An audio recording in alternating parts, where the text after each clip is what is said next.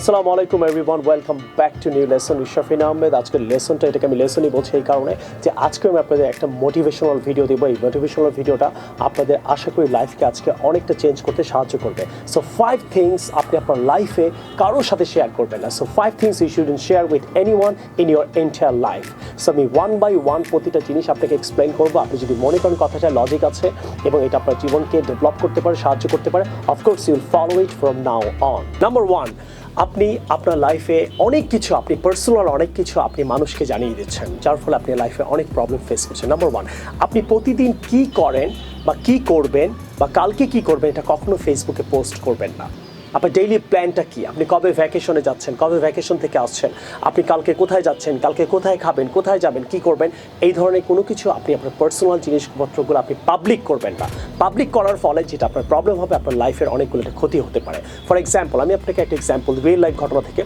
একজন ব্যক্তি তার ফেসবুকে সে কবে ভ্যাকেশনে যাবে ফ্যামিলি মিলে সে তার এই স্ট্যাটাসটা পোস্ট করার ফলে যার প্রবলেমটা হয়, সে যখন ভ্যাকেশন থেকে ব্যাক করে 7 ডেজ পরে সিঙ্গাপুর, মালয়েশিয়া, ইন্ডিয়া অথবা কোনো জায়গা থেকে, সেই তখন যে দেখা যায় যে সে যখন ভ্যাকেশন থেকে ব্যাক করে তার বাসাটা চুরি হয়ে যায়। কারণ চোরও জানতো, তাকে যারা ফলো করতো, হিংসা করতো অথবা তার উন্নতি দেখতে পারতো না, তারা জানতো, তাকে ফলো করতো এবং তারা জানতো সে কবে কোথায় যাচ্ছে এবং তাকে কিভাবে তার ক্ষতি করা যায়। সো ডিয়ার ফ্রেন্ডস, আপনার পার্সোনাল অনেক জিনিসপত্র আপনি কেন ফেসবুকে পোস্ট করেন বা কেন মানুষকে জানান, I don't get it. So আমি রিকোয়েস্ট করবো, আপনি আপনার ফেসবুক যেহেতু একটা পাবলিক প্ল্যাটফর্ম, এখানে পাবলিকলি রিলেটেড অনেক কিছু আপনি পোস্ট করতে পারেন, জানাতে পারেন।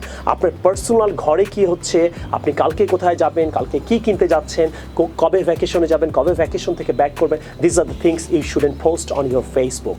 আপনাকে এইটা থেকে অনেক বেশি বেঁচে থাকতে হবে। এবং মেয়েদেরও অনেক ক্ষতি হতে পারে, ছেলেদেরও অনেক ক্ষতি হতে পারে। একটা মেয়ে কালকে কোথায় যাবে, হয়তো আপনার রিলেশনে কোনো প্রবলেম ছিল, অথবা কেউ আপনাকে ফলো করে, অথবা কেউ আপনার ক্ষতি চাচ্ছে, একটা ছেলের প্রবলেম হতে পারে। এই ক্ষেত্রে আপনি যদি মানুষকে জানিয়েই দেন, চেক ইন দেন যে আমি আজকে এখানে আছি, কালকে ওখানে যাব, কালকে ওই জায়গায় খাবো, তাহলে এতে কিন্তু আপনি পার্সোনালি অনেক প্রবলেম ফেস করতে পারেন। সো নাম্বার 1, আপনি আপনার ফেসবুকে অনেক পার্সোনাল জিনিস পোস্ট করবেন না। নাম্বার 2, আমি সব লিখে রেখেছি 5টা জিনিস আমার এতে মোবাইলে, আমি সেটাই আপনাদের বলছি। নাম্বার 2, হাজব্যান্ড এবং ওয়াইফের মধ্যে অনেক ধরনের ঝগড়া হতে পারে, ফ্যামিলিতে প্রবলেম হতে পারে, খাওয়া দাওয়া নিয়ে প্রবলেম হতে পারে, জিনিস নিয়ে প্রবলেম হতে পারে, কোনো কাজিন নিয়ে, কোনো রিলেটিভ নিয়ে প্রবলেম হতে পারে, কারো কাকা কাকি, চাচা চাচি, মামা মামি নিয়ে প্রবলেম হতে পারে। সো এই ধরনের হাজব্যান্ডকে আমি রিকোয়েস্ট করবো, আপনি আপনার কলিগ, ফ্রেন্ড, রিলেটিভ ফ্রেন্ডদের সাথে এটা শেয়ার করবেন না। অ্যান্ড ওয়াইফদেরও আমি রিকোয়েস্ট করবো যে আপনি আপনার কোনো কাজিন, কোনো মামাতো ভাই, পাপাতো ভাই, চাচাতো ভাই, ফুপাতো ভাই বা আপনার রিলেটিভ, আপনার নেইবার, এদের সাথে শেয়ার করবেন না। হয়তো আপনাদের প্রবলেমটা কালকে সলভ হয়ে যাবে, কিন্তু আপনি যে তাদের সাথে আপনার ওয়াইফ সম্বন্ধে নেগেটিভ জিনিসগুলো বলেছিলেন, আপনার হাজব্যান্ড সম্বন্ধে নেগেটিভ জিনিসগুলো শেয়ার করেছিলেন, তারা হয়তো আপনাকে আজীবন অপমান করবে ব্যাপারটা নিয়ে। হয়তো আপনাদের প্রবলেম ঠিক হয়ে যাবে, আপনাদের রিলেশন ঠিক হয়ে যাবে, কিন্তু আপনি যে আপনার কাজিনকে বলে ফেলছেন, নেইবারকে বলে ফেলছেন, ফ্রেন্ডকে বলে ফেলছেন, পাশের বাসার ভাবি, বিশেষ করে পাশের ফ্ল্যাটের ভাবি থেকে আর আঙ্কেল থেকে দূরে থাকবেন, এদেরকে যে বলে ফেলছে, এরা আপনাদের জিনা হারাম করে দিবে। হয়তো আপনাদের প্রবলেম হয়তো সলভ হয়ে যাবে, কিন্তু আপনি কেন মানুষকে বললেন? তারা আপনাকে কথায় কথায় খোঁটা দিবে অথবা অপমান করে কথা বলবে। আচ্ছা, আপনার হাজব্যান্ড হয়তো ভালো হয়ে গেছে, আপনার হাজব্যান্ড হয়তো আজকে একটা প্রবলেম আছে, কালকে এটা থাকলো না, আপনি জানতে পারলেন, কিন্তু আপনি যে বলে ফেলছেন, তারা আজীবন হয়তো আপনার হাজব্যান্ডকে নেগেটিভ মনে করবেন। আপনি আপনার ওয়াইফ সম্বন্ধে যে একটা নেগেটিভ জিনিস আপনি আপনার নেইবার, ফ্রেন্ড, কলিগদের বলে ফেলেন, কালকে আজীবন হয়তো সবাই চিন্তা করবে আপনার ওয়াইফটা নেগেটিভ, কিন্তু আপনার ওয়াইফ হয়তো ঠিক হয়ে গেছে, আপনার হাজব্যান্ড হয়তো ঠিক হয়ে গেছে। সো নাম্বার 2, আপনাদেরকে রিকোয়েস্ট করবো, আপনার family related, husband wife related খাওয়া নিয়ে প্রবলেম হতে পারে, রিলেশন নিয়ে প্রবলেম হতে পারে, থাকা নিয়ে প্রবলেম হতে পারে, ইনকাম নিয়ে প্রবলেম হতে পারে।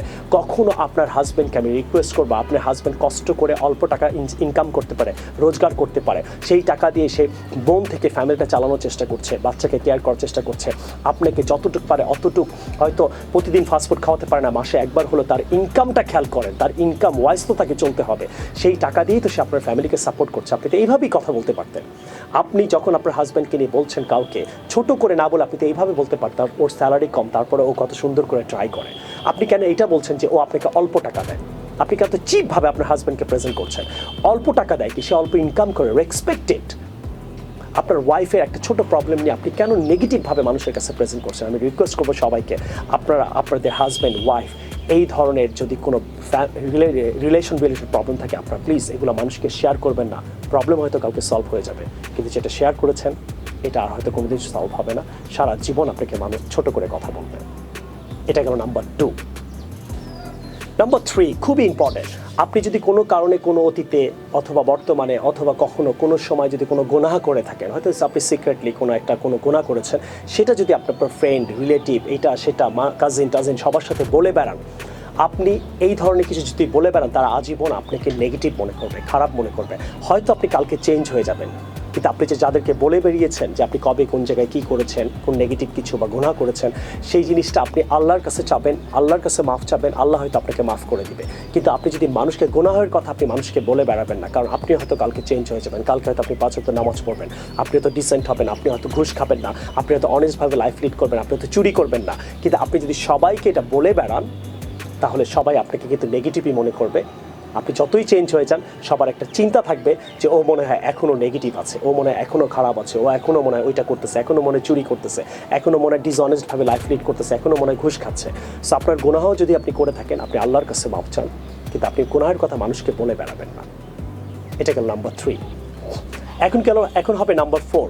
আপনি কত টাকা ইনকাম করেন, এটা আপনি কখনো আপনার রিলেটিভ, ফ্রেন্ডস, আপনার সবাইকে, আশেপাশের মানুষকে কখনো বলে বেড়াবেন। এতে বলে বেড়ালে আপনার একটা অনেক বড় ক্ষতি হতে পারে। সেটা হলো যে আপনার কাছে মানুষ দেখবেন কথায় আপনার রিলেটিভ, আপনার কাজিন, আপনার ফ্রেন্ড, আপনার ভাই লোন চাবে, তার হয়তো লোনটা দরকার নেই।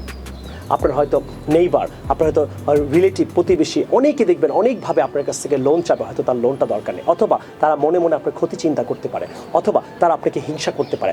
অবশ্যই আপনি মানুষকে লোন দিবেন। আপনি যদি দেখেন আপনার ফ্রেন্ড, আপনার রিলেটিভ আপনার অনেক কষ্টে আছে, আপনি তাকে জেনে অবশ্যই তাকে আপনি নিজের থেকে লোন দিবেন, অথবা তাকে আপনি টাকা দেবেন, অথবা তাকে ডোনেট করবেন, হেল্প করবেন। কিন্তু আপনি যদি আপনার ইনকামের কথা সবাইকে বলে বেড়ান, তাহলে এটা আপনার অনেক ক্ষতি হবে। এবং আমি রিকোয়েস্ট করবো, অনেক ওয়াইফরাও তার হাজব্যান্ডের ইনকামের কথা অনেক জায়গায় বলে বেড়ায়। অনেক এমপ্লয়িরা, বাংলাদেশে অনেক এমপ্লয়িরা তার অফিসের ইনকাম, কনফিডেন্সিয়াল জিনিসগুলো তার নেইবারকে, বয়ফ্রেন্ডকে, গার্লফ্রেন্ডকে, হাজব্যান্ডকে, ওয়াইফকে, রিলেটিভকে সবাইকে বলে বেড়ায়। নো, আপনাকে অফিসে রাখা হয়েছে অফিসের সিক্রেট প্রেজেন্ট করার জন্য না।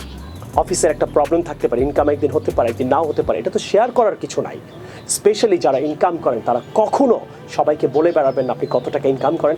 এর জন্যই আপনারা কখনো কেউ কত টাকা ইনকাম করে, সে যদি আপনার একদম ক্লোজ ফ্রেন্ড না হয়, আপনার ওয়াইফ, হাজব্যান্ড, ভাই বোন না হয়, কেউ প্লিজ কাউকে কখনো এই কথাটা জিজ্ঞেস করবেন না। সো নাম্বার 4, আপনারা এটা থেকে খুব বেশি বেঁচে থাকবেন। So dear friends and students, you earn how much you earn, it doesn't matter. Don't try to spread it out right with your friends, relatives, brothers, sisters and all this people, right? Specially যারা অফিসে job করেন, official confidential জিনিসগুলো, I request every single employee in the country, right? Don't try to spread it out to your friends, to your relatives, to your neighbors. That's not your job. Number 5, আমি বড় জ্ঞানী, I am the best, I am the best, I am number 1. এই ধরনের যদি আপনার মধ্যে গর্ব থাকে, মনে করেন আপনি হয়তো খুব ভালো ইংরেজি শিখান, but I have the best coaching centre in Bangladesh, we are the best, এটা করবেন না। আল্লাহ পর্যন্ত নারাজ হয়ে যায়। এটাকে বলে অহংকারকারী। অহংকারকারীকে আল্লাহ পছন্দ করে না। আপনি যদি বেস্ট হন, বাংলাদেশের মানুষ বলবে, পৃথিবী বলবে। আপনি যদি বেস্ট এমপ্লয়ি হন, আশেপাশের এমপ্লয়ি বলবে, অফিস বলবে। আপনি যদি বেস্ট প্লেয়ার হন, বাংলাদেশ বলবে, আশেপাশে প্লেয়াররা বলবে। সো নিজেকে বেস্ট বলা বন্ধ করেন, এতে আপনার অনেক গুনাহ হবে এবং আপনি এগুলা মানুষকে বলে বেড়াবেন। আপনি আপনার কাজ করে যান। আপনাকে যদি অফিসের এমপ্লয়ি, বাংলাদেশের মানুষ অথবা কেউ যদি মূল্যায়ন না করে, পৃথিবী আপনাকে মূল্যায়ন করবে। এই যে নিজেকে বেস্ট বলা, I am the one, I am the great, আমি অনেক টাকা ইনকাম করি, আমি খুব ভালো ইংরেজি শিখি, আমি খুব ভালো ইংরেজি বলি। So this are the problems right you have. You shouldn't be saying that you are the best. এটা অনেক চিপ, নেগেটিভ, অনেক ফালতু টাইপের মানুষরা নিজেদেরকে বেস্ট বলে, যে we have the best coaching centre in the country, we have the best restaurant in the country, we have the best, I am the best player in Bangladesh. So don't try to say all these things, right? Don't try to call it yourself best. Don't try to call yourself best. So dear friends, আমি আপনাকে বারবার বলবো, আপনি আপনার কাজ করে যান। আপনি যদি গানে ভালো হন, গান গেয়ে যান। আপনি যদি ভালো ইংরেজি শেখান, শিখিয়ে যান। আপনি যদি ভালো ইংরেজি বলেন, বলে যান। আপনি যদি ভালো স্টুডেন্ট হন, পড়ে যান। But don't try to say you are the best. So dear friends and student, this 5 things don't try to share with anyone in your entire life. ইনশাআল্লাহ, আই বিলিভ আপনারা যদি এই কথাগুলোকে ভালো করে মানেন, আজকে থেকে কারা কারা এই জিনিসগুলো করে বেড়াতেন তারা করবেন না। সাহস থাকলে কমেন্টে লেখেন, স্যার 5 thingsের মধ্যে 2টা আমারই কমন পড়েছে, 3টা কমন পড়েছে, আমার মনে হয় 4-5টা সবারই কমন পড়ে যাবে। সো যাদের কমন পড়ে যায় তারা সাহস থাকলে কমেন্টে লেখে। আর যদি না লেখেন, ফেসবুকে আপনার অনেক রিলেটিভ, ফ্রেন্ড, কলিগরা হয়তো এই টাইপের হতে পারে, যাদেরকে আপনি বলতে পারছেন না, এই ভিডিওটা শেয়ার করে দেন, তারা তাদের আনসার পেয়ে যাবে। আর যদি ভিডিওটা ভালো লেগে থাকে কমেন্ট অ্যান্ড লাইক করতে ভুলবেন না। আপনারা কমেন্ট করেন না, লাইক করেন না, অনেক ভিউ হয় দেখে 1 লাখ ভিউ, কিন্তু লাইক আপনারা দেন না। এত কষ্ট করে ভিডিওগুলো বানায়, আপনারা অবশ্যই একটা লাইক দেবেন, একটা কমেন্ট করবেন, আর এইটা আপনার ফেসবুকে 100% এত শেয়ার করবেন যারা আপনার লাইফে এই ধরনের ব্যক্তিগুলো আপনার ফেসবুকে বসে আছে তাদেরকে যেন আপনি একটা আনসার দিতে পারেন। I will see you the new lesson with some other time. Take care of yourself. If you like my motivational video anyway, please inspire me, comment me. I will make some more motivational video in my entire life. Allah Hafiz.